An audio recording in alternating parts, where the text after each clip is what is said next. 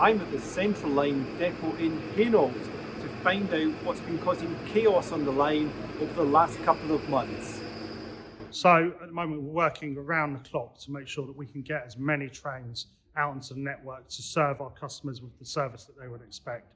I'd like to obviously apologise to customers for the service that they're getting at the moment and just assure them that we are doing everything we can to get trains out there. We are facing quite a difficult set of problems. We have a really ageing fleet here. The fleet is 30 years old. We have a big investment programme into that fleet which will see it completely refreshed. Unfortunately, that's been pushed to the right in terms of time because we've had uncertainty around government funding for that refresh of the fleet. So over the next few weeks, we're doing a lot. So we've significantly increased our customer information so people know what's happening when they turn up to the Central Line.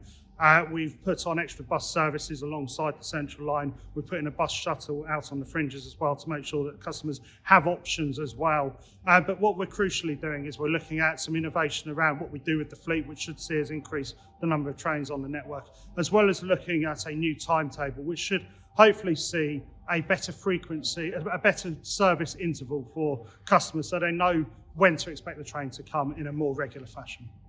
Since the start of November, delays and cancellations on the Central Line have become commonplace.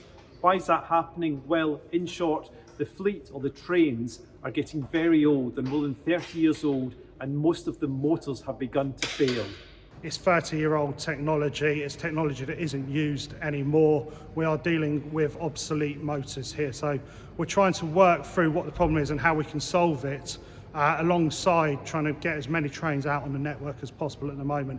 We have independent experts in working with us to make sure that we can get these motors sorted and out on the network quickly. I think it's no secret that the fleet of trains in London is ageing. We know that the Bakerloo line is an old fleet. We know that we've got new trains coming on the Piccadilly line.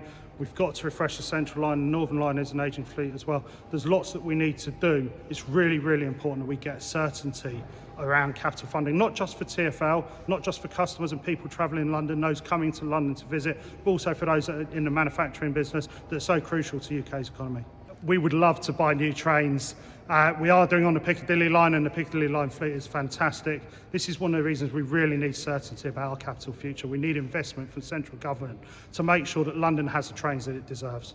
How long will these problems last? Well, the TfL Commissioner Andy Lord has pledged that things should be better in a matter of weeks when a new timetable will be introduced, essentially an emergency timetable that should look to sort of smooth out the gaps between trains. I think what I can assure you is we're working round the clock to get as many trains out there, and what we will be doing is making sure that we have a regular service for customers, a service that they can know what to expect when they turn up.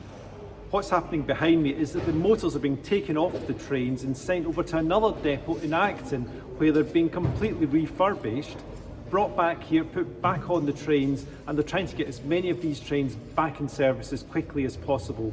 The problem is it can take almost a week to do 30 refurbished motors.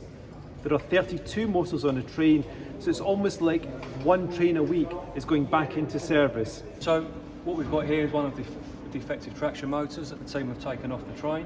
You can see inside some of the damage that the motor suffered as a result of what we call flashover. So this has been taken off. This is ready to go to our workshops to be stripped, repaired and rebuilt. And then on the opposite end we've got a new motor that's come back from the workshops, fully repaired, fully restored, ready to be fitted to the bogie and put back underneath the train. This traction motor has undergone a full repair, full overhaul. It's been restored to an as-new condition. You can see the damage that we saw in the defective one isn't present in this repaired motor, and it's ready to be fitted back up into a train. There is no precise end date in sight for this problem. It means it could go on for months, well into the summer.